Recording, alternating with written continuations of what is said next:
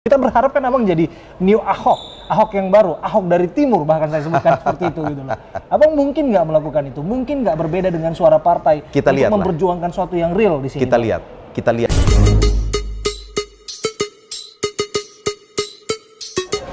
Jutaan pasang mata menyaksikan apa yang disuarakan oleh para mahasiswa di depan gedung DPR MPR. Saya berkesempatan untuk berbincang dengan mantan aktivis tahun 98. Dia juga merupakan pengajar, dosen, mantan senat juga, dan saat ini akan segera dilantik tanggal 1 Oktober dan menjabat sebagai anggota DPR RI. Bang, yang jelas begini, Abang belum duduk di sana. Ya. Tapi kalau Abang dan teman-teman Abang di aktivis 98 arahnya menilai bahwa aksi mahasiswa ini adalah aksi yang ditunggangi oleh kepentingan, bagaimana kemudian jiwa perjuangan, bagaimana kemudian roh demokrasi ini bisa bertahan jika pandangan senior-senior terhadap adiknya sudah seperti ini? Ya, saya ingin bilang bahwa sebenarnya demonstrasi yang dilakukan oleh mahasiswa kemarin itu menunjukkan bahwa demokrasi kita itu on the right track. Demokrasi kita itu berjalan dalam suasana yang sehat, bermartabat. Kenapa saya katakan demikian? Karena di ruang publik itu ada proses dialektis di sana. Salah satu ciri demokrasi yang bermartabat dan sehat itu adalah apa? Ada checks and balances. Ada kritik yang dilakukan oleh para mahasiswa. Saya melihat apa yang dilakukan oleh para mahasiswa itu adalah bagian dari partisipasi masyarakat sipil. Kelompok intelektual, agen transformasi yang ingin memberikan masukan kepada para pengambil kebijakan. Dalam hal ini adalah pemerintah dan legislatif. Karena itu saya melihat ini sebagai suatu hal yang biasa saja. Sehat buat demokrasi sejauh ini dilakukan oleh para mahasiswa karena kesadaran kritis mereka, karena kepedulian mereka, dan digerakkan oleh idealisme. Tapi kenapa ujung-ujungnya Abang dan teman-teman Abang, aktivis 98, justru yang berkoar-koar ketika masa Orde Baru ini ingin ditumbangkan, melihat aksi adik-adik Abang ini justru terkesan mengernyitkan dahi begitu Bang, terkesan menyepelekan dan sebagainya. Ini ada hal yang berbeda kalau kita lihat reformasi tahun 98 dengan apa yang dilakukan oleh mahasiswa pada 2019 tahun ini. 98 itu sistem politik kita, itu sistem politik totaliter. Rezim yang berkuasa itu rezim otoriter. Presidennya itu diktator. Sentralisme kekuasaan itu ada di satu tangan yang mengakibatkan terjadinya abuse of power. Sehingga terjadi kejahatan kemanusiaan, terjadi kejahatan HAM, terjadi penyalahgunaan kekuasaan, korupsi, kolusi, dan nepotisme. Dan tidak ada kebebasan. Yang mahal pada tahun 98 itu adalah kebebasan. Ya, hari ini kebebasan itu tidak ada harganya. Kenapa? Karena semua saluran demokrasi, kanal-kanal demokrasi sudah terbuka. Yang menjadi pertanyaan saya sebagai aktivis 98 kepada mahasiswa sekarang, hari ini kan kalian sudah melihat kanal demokrasi terbuka. Tuntutan teman-teman mahasiswa itu adalah memprotes rancangan undang-undang. 1 rancangan undang-undang KPK sudah disetujui. 4 yang lain itu akhirnya dipending pengesahannya, ditunda pengesahannya. Artinya kalau kita lihat, suara mahasiswa itu, aspirasi mahasiswa itu sangat didengar oleh Presiden Joko Widodo. Dengan 80% dari 5 rancangan undang-undang itu akhirnya dipenuhi. Bahkan Presiden membuka kesempatan kepada mahasiswa untuk berdialog dengan Presiden. Ini menunjukkan apa? Bahwa Joko Widodo adalah seorang yang demokratis. Berbeda jauh dengan era Orde Baru ketika waktu itu tidak ada kanal demokrasi yang bisa dipakai. Sehingga kami pada saat itu hanya bisa melihat perubahan itu dari jalanan. Itu yang membedakan. Iya sama lah, spiritnya kan dilakukan di jalanan juga dan di depan DPR MPR kan, perwakilan rakyat yang terhormat kan waktu itu juga begitu. Tapi pada akhirnya kan mereka tidak hanya minta ini ditunda Bang, mereka minta ini dibatalkan, lebih spesifik lagi, mereka mau rombak betul yang namanya rancangan undang-undang KUHP ini, dibuat sedemikian rupa benar-benar berpihak kepada masyarakat. Kemudian juga tidak ada pemberangusan terhadap Komisi Pemberantasan Korupsi, itu jelas pasti kan? Ya, rancangan undang-undang 4 yang itu termasuk KUHP tidak disetujui, tidak diputuskan, dipending, itu mengandaikan bahwa proses ini akhirnya terbuka lagi. Artinya transparansi dalam proses pengambilan kebijakan itu ada. Artinya partisipasi publik itu ada. Proses dialektika terjadi di sana. Bukankah ini merupakan sebuah ciri demokrasi? Kalau dibilang tidak ada apa-apanya, bisa tidak kita bandingkan kekuatan yang digunakan untuk melakukan pengamanan ketika aksi? Kalau Abang lihat 98 ada berjatuhan korban, sekarang pun mahasiswa ada yang jatuh korban. Abang tahu di Kendari ada 2 orang yang meninggal dunia. Saya tahu. Dan kemudian gas air mata, kemudian juga ada mobil untuk pengurai massa dan sebagainya. Memang ini dilakukan untuk mengurai massa dan sebagainya, konsentrasi massa. Pada akhirnya kan tetap saja sama-sama perjuangan. Satu hal yang saya lihat dari mahasiswa sekarang ini adalah miskinnya proses diskursus internal mahasiswa. Karena apa? Karena saya melihat juga logika dan proses penalaran ketika mengkritik kebijakan pemerintah itu tidak cukup solid dan kokoh. Ini berbeda dengan generasi saya. Di bagian mana yang nggak misalnya ada beberapa pasal-pasal tertentu yang diprotes oleh mahasiswa juga. Nah, kita bisa membuka ini satu persatu. Ya, tetapi kan pasti ini butuh waktu untuk melihat itu. Saya juga tidak membenarkan semua rancangan undang-undang yang ada. Tentu ada juga yang mungkin perlu untuk dikritisi, perlu untuk dibenahi. Tetapi yang ingin saya katakan, hari ini kan sebenarnya, katakanlah misalnya rancangan undang-undang yang kemudian sudah direvisi, Undang-Undang KPK. Hari ini kan ada proses di Mahkamah Konstitusi. Dan publik itu bisa melakukan judicial review di sana. Dan dalam banyak kasus, MK itu mengabulkan apa yang menjadi permohonan masyarakat. Ini membuktikan bahwa apa? Bahwa tidak ada intervensi. MK itu adalah suatu lembaga yang keputusannya bersifat final dan mengikat. Kenapa mahasiswa tidak mengarah ke sana saja? Luar biasa loh, 4 rancangan undang-undang itu dipending. Ini menunjukkan bahwa Presiden Joko Widodo itu sangat mengapresiasi, mau memberikan telinga untuk mendengarkan apa yang menjadi protes masyarakat. Saya berharap lebih dalam sesungguhnya dari seorang Ansi Lema, seorang aktivis 98 yang beranggapan dan memiliki perspektif seperti ini tentang KPK yang disebutkan anak kandung reformasi. Reformasi adalah buah perjuangan Anda dan kawan-kawan di 98 begitu. Anda tidak sepakat bahwa undang-undang ini memberangus dan mengebiri kewenangan dari KPK, utamanya soal penyadapan, dia harus melalui Dewan Pengawas, dan ini tidak masuk dalam criminal justice system kan sesungguhnya. Ya, saya kira KPK ini betul buah dari reformasi, dan kita tahu bahwa korupsi itu adalah kejahatan extraordinary ataupun juga kejahatan kemanusiaan, dan karena itu memang harus ditangani secara serius. Saya percaya pada sebuah tesis adagium klasik Lord Acton, power tends to corrupt, absolute power corrupts absolutely. Ini menunjukkan apa?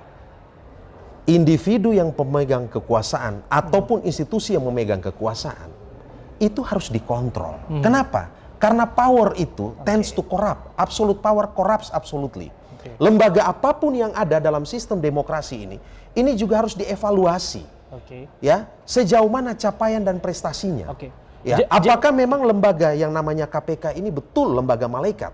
Ini juga kita harus, apakah kalau misalnya ada institusi tertentu yang menyadap KPK, apakah betul KPK ini betul tidak terjebak pada konflik of interest? Pertanyaannya demikian Bang, Abang paham betul, di polisi ada Kompolnas, di kejaksaan ada Komisi Kejaksaan. Pertanyaan saya berikutnya kepada Abang adalah, apakah Abang melihat bahwa ada kewenangan yang sama yang tertuang dalam undang-undang yang memberikan kewenangan lebih luas begitu, extraordinary, kepada pengawasnya dibandingkan kepada institusinya? Anda lihat Kompolnas tidak pernah ada harus mengeluarkan izin untuk polisi menyadap, termasuk juga kejaksaan, termasuk juga KPK sekarang yang ingin dibentuk sedemikian rupa. Coba. Ya, karena begini, ini kan kita lihat bahwa KPK ini dianggap sebagai suatu lembaga yang muncul sebagai buah dari reformasi. Karena itu orang punya ekspektasi yang cukup besar kepada KPK. Setelah belasan tahun kemudian orang mulai melihat, orang mulai mengevaluasi kinerja Komisi Pemberantasan Korupsi dan seterusnya. Saya katakan tadi, saya kembali kepada sebuah tesis Lord Acton, power tends to corrupt, absolute power corrupts absolutely. KPK kalau seandainya dianggap ataupun menganggap dirinya bahwa mereka sebenarnya suatu institusi yang memang kredibel, yang layak untuk dipercaya begitu. Sebenarnya apapun dalam konteks proses pengaturan ini sehingga perlu ada pengawasan, harusnya mereka tidak perlu merasa merasa terganggu begitu. Tidak perlu merasa terganggu. Karena apa? Karena saya percaya betul bahwa suatu lembaga yang tidak dikontrol itu cenderung akan menyimpangkan kekuasaannya. Coba sebut lembaga apa di Republik ini yang tidak dikontrol oleh sesuatu badan lain. Tolong kasih tahu ke saya. Bang, Bang Ansi Lema ini kalau saya bisa simpulkan kalau saya bisa berikan julukan kepada abang ini. Abang itu disebut sang juru bicara sesungguhnya. Ini kerap kali disematkan kepada Bang Ansi Lema. Sang juru bicara. Bahkan the new Ahok di terlalu jauh. DPR Ahok RI. itu udah kualitasnya begini, Ansi Lema masih jauh di bawah. ini kan Ahok Jokowi itu inspirasi saya. enggak. Karena kan jelas abang kan selalu yang namanya Ahok abang bela-bela. Ya. Karena abang juga pernah menjadi tim Juru bicara, ya. tim di Tim pemenangan. tim pemenangan Pak Ahok waktu itu ya. Dan sampai sekarang abang juga masuk ke DPR RI. Apa sih yang ingin abang lakukan, yang abang akan tiru dari sosok Ahok? Karena abang juga tahu bahwa dia adalah Komisi 2 DPR RI. Ya. Ketika abang nanti duduk sebagai anggota dewan terhormat. Ya, Republik ini nih super kaya raya. Tetapi mungkin kita perlu lebih banyak memproduksi pemimpin-pemimpin transformatif dan inspiratif. Tidak banyak hari ini pemimpin yang layak kita teladani sebagai role model. Di antara yang tidak banyak itu ada beberapa nama yang bisa saya sebut. 1, Presiden Joko Widodo. 2, Gubernur Ahok. 3, Ibu Risma. 4, Ridwan Kamil. 5, Profesor Dr. Nurdin Abdullah, Bupati Bantaeng 2 periode yang sangat berprestasi dan sekarang jadi Gubernur Sulawesi Selatan. Dari 4 Apa nama yang menonjol dari mereka? Oke. 2 hal. 1, integritas. Integritas itu adalah nilai-nilai yang hidup dalam diri seorang pemimpin, relasi antara seorang pemimpin dengan nilai-nilai keutamaan, menyangkut disiplin, menyangkut kejujuran, menyangkut tidak korupsi. Yang kedua adalah kapasitas. Kapasitas itu menyangkut hubungan atau relasi seorang pemimpin dengan kualitas kerja, kinerja beliau. Ini 2 hal ini yang sangat menonjol dari seorang Basuki Cahayapurnama.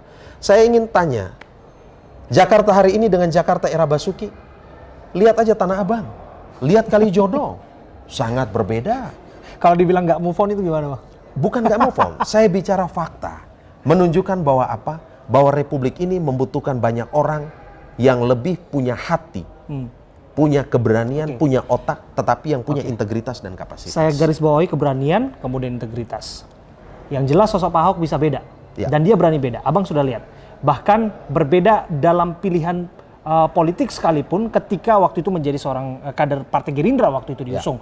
Dan seorang Ansi Lema saat ini sudah di PDIP. Berani beda nggak nanti? Atau sekarang aja nih lagi ngaum, nanti begitu sudah di dalam bungkam tuh kayak senior-senior yang lain tuh. Ya kalau gitu kan saya tidak mungkin bisa memberikan janji. Kita lihat saja perjalanan Jadi apa ke kata depan Ibu? seperti apa. Saya ingin meluruskan, banyak orang kerap kali sinis ataupun punya pandangan agak negatif terhadap kalau ada istilah di PDI Perjuangan mengatakan kami kader ini adalah petugas partai. Saya ingin katakan, PDI Perjuangan itu hidup dari ideologi Pancasila. Bung Karno penggagas penggali nilai Pancasila. Bung Karno punya Trisakti, punya Nawacita. PDI Perjuangan itu bekerja dengan tuntunan Pancasila, Trisakti, dan Nawacita. Kami sebagai petugas partai harus berjuang untuk Pancasila, berjuang untuk Trisakti dan Nawacita. Lalu apa yang beda?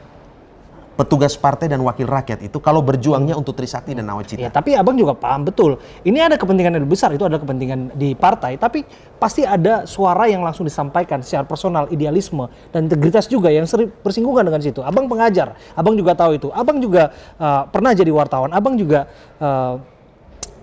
adalah seorang mantan aktivis, abang juga tahu betul. Kalau gitu biarlah proses yang akan menilai, teman-teman masyarakat yang akan menilai kiprah saya seperti apa. Saya baru mau mulai, datang dengan sebuah idealisme. Kenapa saya mau jadi DPR RI? 2 hal. 1, saya mau menjaga Indonesia ini tetap dengan ideologi Pancasila. Karena itu saya masuk PDI Perjuangan. Yang kedua, sebagai aktivis 98, saya merasa saya punya benang merah spirit perjuangan dengan PDI Perjuangan. Ya. Yang kedua, saya ingin berjuang buat Indonesia Timur, terutama Nusa Tenggara Timur. Nah, kenapa? itu yang pasti, Bang. Dan saya melihat Presiden Joko Widodo itu memberikan hati kepada Indonesia Timur. Dia orang Jawa, tetapi sangat punya perspektif, punya kepedulian terhadap Papua, terhadap Maluku, terhadap Nusa Tenggara Timur, yang selama ini terpinggirkan. Tanggung jawab abang tidak hanya terhadap partai langsung, Bang, atau terhadap ketua umum dan sebagainya. Tanggung jawab abang juga ke konstituen. Mereka-mereka yang sudah kasih suara buat abang untuk berjuang, untuk vokal, untuk mengaum, untuk galak. Ketika sudah masuk di dalam sana, tetap menjadi diri abang sendiri begitu. Ya, Karena kita sudah lihat portfolionya, kita sudah lihat aktivis yang segalak-galaknya di luar, begitu dia masuk dalam ruang rapat, selesai itu barang. Coba. Kan kita nggak berharap begitu. Kita berharap kan Abang jadi new Ahok yang baru, Ahok dari timur bahkan saya sebutkan seperti itu gitu loh. Abang mungkin nggak melakukan itu, mungkin nggak berbeda dengan suara partai Kita untuk lihatlah. memperjuangkan sesuatu yang real di sini. Kita lihat seperti apa ke depan, tetapi bahwa PDI Perjuangan ini adalah partai yang dari hari ke hari berbenah diri. Saya ingin katakan bahwa kami punya beberapa kader yang hebat hari ini. Risma itu adalah kader PDI Perjuangan. Joko Widodo itu adalah kader PDI Perjuangan. Basuki Cahayapurnama itu adalah kader PDI Perjuangan. Sekarang ya? Ya, kalau orang-orang dengan kualitas, integritas seperti ini bergabung di PDI Perjuangan, kira-kira teman-teman tahu bahwa hari ini Ibu Mega memang memberikan ruang yang besar kepada anak-anak muda yang cerdas dan juga punya idealisme untuk ikut membangun bangsa ini. Coba sebutkan ke saya yang lebih hebat dari Ahok, Risma dan juga Jokowi. Subjektif itu, Pak. Ya, kalau ada silakan, kita bisa tunjukkan, kan begitu. Itu kan hanya pilihan politik, itu kan subjektivitas politik. Ada capaian, ada Tetapi juga mereka punya kekurangan. capaian. Ahok ketika mimpin Belitung Timur kita lihat, mimpin Jakarta kita lihat. Risma ketika mimpin Surabaya kita lihat. Jokowi dari Solo pimpin Jakarta dan Indonesia hari ini kita lihat.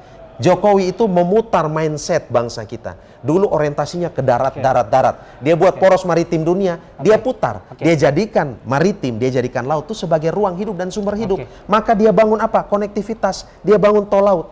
Kenapa? Karena masa depan Indonesia ini ada di laut. Gini deh. Ini sesuatu yang luar biasa. Kalau dari Ahok sendiri yang disampaikan kepada Abang untuk penjabat di sana, apa yang disampaikan dari Pak Basuki Cahayapurnama kepada Abang karena dia sudah berpengalaman di legislatif dan dia berharap tentu saja Abang juga berbuat banyak seperti dia. Kalau Ahok tuh santai, singkat saja pesannya. Satu, jangan terjebak pada konflik of interest, konflik kepentingan. Orang berani itu karena dia tidak terjebak pada konflik of interest. Ketika terjebak pada konflik of interest, dia tidak akan berani. Yang kedua, jangan main-main proyek. Yang ketiga, terima duit yang ada potongan pajaknya. Sederhana itu aja. Nggak usah mimpi jadi kaya. Kalau mau jadi pejabat negara atau politisi itu, jangan pernah bermimpi. Untuk Ansi Lema, jangan pernah bermimpi menjadi orang kaya. Saya ingin katakan bahwa saya dalam posisi seperti ini aja saya sudah bersyukur. Ini semua karena kasih dan kemurahan Tuhan begitu. Karena itu mungkin ini harusnya menjadi pengingat bagi saya terus. Dan saya bukan orang yang anti kritik. Teman-teman media, teman-teman mahasiswa, kalau lihat saya kurang ya disampaikan. Ini eranya bukan lagi era Orde Baru zaman Soeharto. Thank you untuk Bang Ansi Lema. Terima kasih. Untuk waktunya luar biasa. Buat ini dia Ansi Lema. Kita akan lihat kiprahnya nanti di DPR RI. Ini dia Ahok baru dari Timur. Thank you.